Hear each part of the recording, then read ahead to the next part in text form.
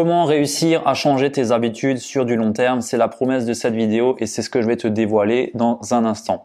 Avant toute chose, j'aimerais me présenter. Moi, c'est Ludo du blog Likigai, un blog qui traite principalement de productivité où je partage donc des articles sur la gestion du temps, gestion de l'attention et de ton énergie. Et je fais également des chroniques de livres qui m'ont le plus plu dessus. Donc, je fais des résumés dessus. Donc, si ça t'intéresse, tu peux le chercher, je te mettrai le lien en description. Et je voulais aussi t'inviter à télécharger mon guide ultime de productivité où je te partage mes 14 hacks que j'utilise quotidiennement pour être le plus productif possible. Pareil, le lien est en description, c'est gratuit et tu seras également inscrit à ma lettre privée, une lettre que je partage tous les lundis à mon audience où je dévoile toutes les astuces plus privées, plus personnelles que je partage de mes expériences que j'ai pu trouver dans mes livres, mes lectures, mes formations et autres. Donc voilà maintenant le sujet de la vidéo, donc comment réussir à tenir et plutôt changer ses habitudes sur le long terme. Donc là, il faut savoir dans un premier temps que l'être humain a 3 couches de changement de comportement. La première des couches, elle est basée sur les sources extérieures. Donc c'est toutes les couches qui sont basées sur des résultats, nos résultats. C'est en lien avec tout ce qu'on souhaite avoir, un petit peu les objectifs. Par exemple, je veux perdre du poids, je veux lire tant et tant de livres à l'année, je veux devenir chef de projet, manager ou autre. Tout ça, c'est des couches qui sont basées sur des sources extérieures. La deuxième des couches, elle est basée sur le process. Donc là, c'est toutes les habitudes, toutes nos habitudes qu'on a. Par exemple, aller au sport, lire à tel moment, pratiquer le jeûne intermittent ou autre, n'importe quoi. Tout ça, c'est lié à notre process. Donc c'est la deuxième couche du changement de comportement de l'être humain. Et la dernière couche du changement de comportement, elle est sur notre identité. Donc là, c'est vraiment propre à nous, c'est nos valeurs, nos croyances, l'image en fait qu'on a de nous-mêmes, ce qu'on pense de nous, notre jugement intérieur et tout ça, c'est basé sur notre identité et c'est ce qui fait qu'aujourd'hui, toi, tu es toi en fait. C'est ton identité, c'est tes valeurs, tes croyances et tout ça. Et c'est ce qui fait vraiment ton comportement aujourd'hui et donc tes habitudes. Et pour ça, si on veut réussir à changer dans le temps ces habitudes, si on veut en prendre des nouvelles, bien souvent, on va se baser sur les sources extérieures. C'est-à-dire qu'on va chercher un résultat. On va vouloir demain perdre 10 kilos. On va vouloir demain, je sais pas moi ce qu'on a comme objectif, mais manger plus sainement, boire plus d'eau ou autre. On est toujours basé sur les résultats. Alors il y a des personnes qui vont plus loin et qui tiennent mieux, qui vont se baser sur le process. Demain, je ne veux pas perdre 10 kilos, même si je sais intrinsèquement que je veux perdre 10 kilos, mais c'est plutôt je veux aller à la salle de sport tous les jours. Et par résultante, je vais perdre mes 10 kilos. Là, la personne qui utilise la couche basée sur le process pour changer ses habitudes, elle est déjà plus avancée que la plupart des personnes sur Terre. Et ceux qui tiennent le mieux leur changement sont les personnes qui vont changer leur identité. Donc là, c'est vraiment le stade ultime, c'est ce qui est le plus puissant, on va dire, pour changer ses comportements, ses habitudes, c'est de partir de son identité. Je prends un exemple maintenant, une personne qui veut prendre des douches froides tous les jours. La personne qui est basée sur les sources extérieures va dire « je vais prendre tous les jours une douche froide parce que j'ai vu que c'était bien, à la télé, ils l'ont dit, c'est cool, je vais le faire ».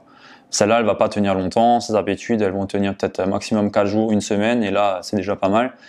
On a le deuxième cas, c'est la personne qui est basée sur le process. Elle, va se dire, ok, je veux prendre des douches froides, mais par contre, je les prends pas tout de suite. Je vais les prendre tièdes d'abord, ensuite, je vais les prendre froides. C'est plus simple, et je sais que ça va quand même réussir à tenir plus longtemps sur le long terme.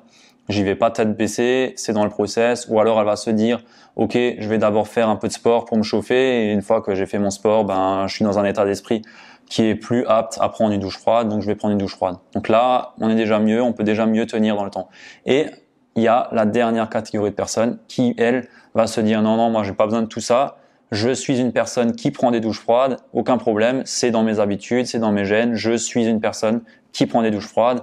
Et elle y va sans se poser de questions parce que c'est son identité, elle est comme ça. Même si elle ne l'est pas, elle l'est quand même parce que dans sa tête, hein, elle est une personne qui prend une douche froide. Un autre exemple qui est super parlant, c'est la personne qui se dit « je vais arrêter de fumer ». Donc là, la personne qui veut arrêter de fumer, elle se dit bah, « je vais arrêter 1 mois » ou je ne sais quoi, parce qu'il y a des challenges, il y a des challenges, je crois que c'est au mois d'octobre ou de novembre, j'en sais rien. Bref, on s'en fout. Voilà, elle arrête de fumer parce qu'il y a un challenge, source extérieure, ou alors elle a vu sur un faux tabac que c'est pas bon. Voilà, bon, il n'y a pas de secret, c'est pas bon de fumer, hein. Mais en tout cas, elle sait qu'il faut arrêter. Donc elle va pas forcément tenir. Et si une personne va lui proposer une cigarette, elle va dire non, non, j'arrête de fumer, je suis en train d'arrêter de fumer. Donc dans sa tête, inconsciemment, elle est encore fumeuse, elle est juste en train d'arrêter. Mais elle se laisse le choix de réussir à arrêter ou elle va réussir. Mais je veux dire, elle a toujours l'option de reprendre. Alors que la personne qui est basée sur l'identité, on lui propose une cigarette, elle va répondre non, non, désolé, je ne fume pas. Donc là, il n'y a même pas de question à se poser, elle ne fume pas, donc on s'en fout, on va pas lui dire tu tiendras jamais ou elle se laisse pas le choix vu qu'elle ne fume pas. Donc dans sa tête, c'est pas pareil. Et le comportement, il change beaucoup plus drastiquement et ça s'ancre vraiment quand on est basé sur l'identité. Pareil pour la personne qui veut se mettre au sport. Si demain on dit que je veux juste perdre 10 kilos, une fois qu'on les a perdus, derrière on arrête parce que l'objectif est atteint et c'est fini, il n'y a plus rien derrière et on va reprendre d'un coup tout ce qu'on a réussi à perdre. Alors que la personne qui est sportive, elle va pas dire je veux perdre 10 kilos, non, non, elle s'en fout. Elle est sportive, elle s'entraîne 3, 4, 5 fois par jour, elle fait ses séances et c'est tout. Derrière, si elle gagne 10 kilos de muscle ou pas, ça, elle s'en fout. C'est dans ses objectifs sportifs, mais à la base, elle est sportive. Donc ça n'a absolument, il n'y a aucune source extérieure en fait qui peut perturber ses objectifs et surtout ses habitudes, hein, c'est ce qui nous concerne ici sur cette vidéo. Si tu es ici, c'est que tu veux changer tes habitudes et je te conseille vraiment du coup de réussir à partir de ton identité et de cette identité te créer un process qui va répondre aux besoins que ton identité te donne et derrière ça te fixer des objectifs donc qui sont extérieurs mais que tu vas réussir à tenir parce que ton identité est forte, elle est puissante et elle est pas perturbable. Si tes valeurs c'est le sport, demain on te dit tu ne fais plus de sport, non, tu vas quand même en faire. C'est pas possible. C'est d'ailleurs la plupart des sportifs qui ont ce problème quand ils sont blessés, ils n'arrivent pas à s'empêcher d'en faire parce que c'est dans leur identité, c'est dans leur gène. Faut qu'ils fassent ce sport. Même si ils ont un pied cassé, ils vont quand même réussir à s'entraîner différemment, mais ils s'entraîneront quand même parce que c'est dans leur identité. Donc je t'invite vraiment à te poser cette question. Si tu n'arrives pas à tenir tes habitudes, est-ce que je fais ces habitudes parce que ça me vient d'une source extérieure de motivation? Est-ce que ça me vient d'une couche qui est basée sur un process, une habitude que je lutte pour tenir? Ou est-ce que c'est mon identité qui fait que je souhaite faire cette habitude, ce nouveau comportement?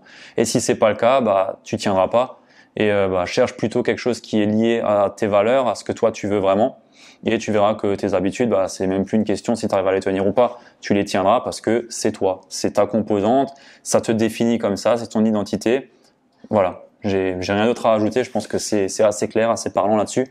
Dans tous les cas, pars toujours de ton identité pour remonter vers un processus qui répond à cette identité et après fixe-toi des objectifs liés toujours à cette identité et pas l'inverse, chose que font la plupart des personnes sur Terre. Et c'est pour ça qu'il y en a tellement qui échouent et qui font des challenges pour réussir à perdre du poids, Weight Watcher et ainsi de suite, et ça marche pas parce que c'est pas eux en fait, ils en ont pas vraiment besoin, ils en ont pas envie, c'est juste une image qu'on leur donne et qui se disent il faut que je le fasse parce que tout le monde le fait ou parce que la personne qui était sur la pub elle est super belle et je veux être pareil ou ainsi de suite, ou alors il roule en Porsche ou j'en sais rien donc faut que je fasse pareil. Enfin voilà, c'est pas du tout lié à ton identité et part toujours de cette identité. Donc voilà, j'espère que cette vidéo t'a plu, qu'elle t'a apporté de la valeur, surtout c'est vraiment ça qui m'intéresse, hein. Faut vraiment que ça apporte quelque chose, c'est pour ça que je fais ça, pour partager. Et comme j'ai pu le dire en intro, je t'invite vraiment à télécharger le guide de la productivité si ça t'intéresse, et comme dit, le lien est en bio, et laisse-moi un commentaire, abonne-toi à la chaîne, un like et tout ce qui va avec, ça me fera plaisir aussi. Merci à toi, ciao.